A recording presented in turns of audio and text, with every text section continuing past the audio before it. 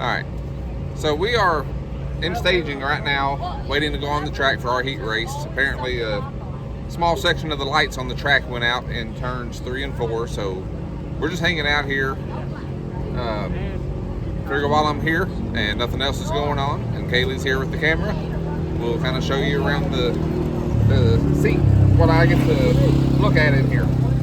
Which hopefully I'm looking at the track and not in here, but I'll show you what's in here anyway. So if we flip on the lights, we have a little bit of LED rope light up here to be able to put my seat belt and stuff on.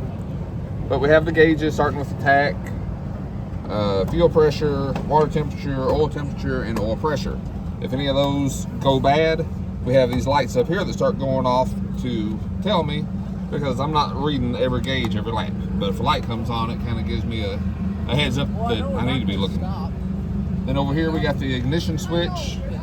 You can crank the engine over with this button, but if you don't have the switch up, the engine won't start. This is the accessory which turns those lights on and off. This is from my helmet blower, which we just got installed for this year. You can feel it here. There's a little air coming out, or maybe you can't feel it. I don't know. I feel it. Okay, put your hand on the screen and maybe you can feel it. So here we have a brake adjuster. Let me turn this back off so it doesn't run the battery down. Here we have a brake adjuster. This adjusts, and you can see the little indicator on it. This adjusts the brakes from the front to the back and back to the front, depending on which way you turn it. This is our gear shift. This is reverse. If you push it back like that, put it back in neutral, then this is low gear. And then if you pull it all the way back, it's high gear.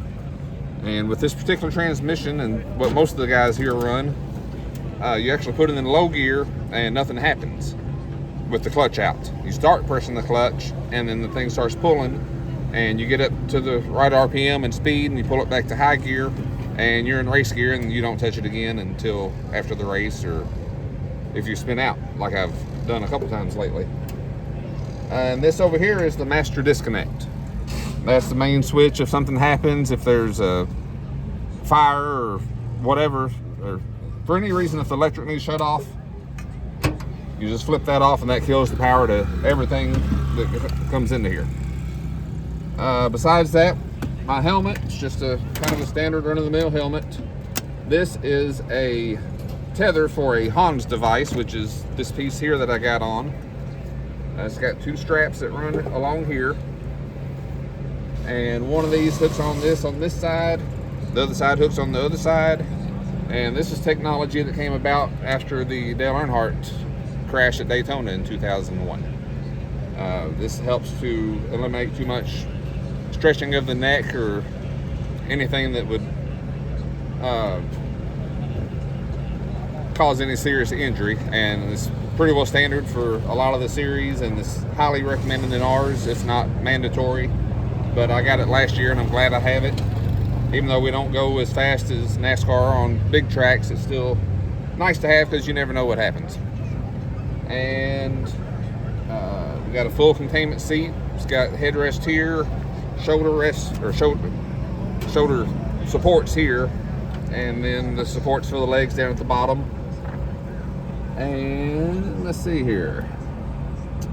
The helmet blower I showed you earlier, and I showed you how it blew on the screen, actually hooks up to the helmet right here. Hose hooks up to that and it blows cool air down through the front, and it kind of gives you a break from the fumes or whatever else you got, dust or whatever. And they just came across what's called a receiver, and this is a one-way listening device. The officials with the track or with the series like we have tonight will talk through this.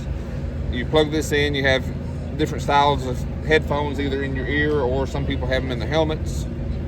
This is how they can tell you what's going on.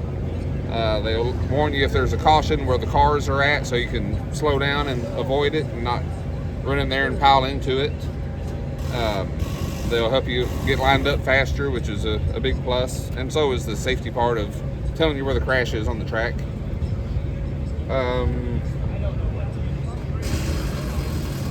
Then we got the 5-point seat belts, the 2 here, 2 for the lap, and 1 that comes up between your legs to keep you from sliding down, I guess.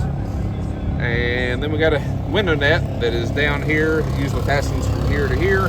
That, in case there's any kind of hard impact or something, it would keep your hand from flying out, which you wouldn't think it would, but in a hard impact and a lot of force, your body might do things that you wouldn't think it could do. But that's kind of what we got in here. Since we were bored and didn't have much going on, figured we'd just do this real quick, which turned into more than real quick, but it is what it is. So, hope you enjoyed the tour of my race car office.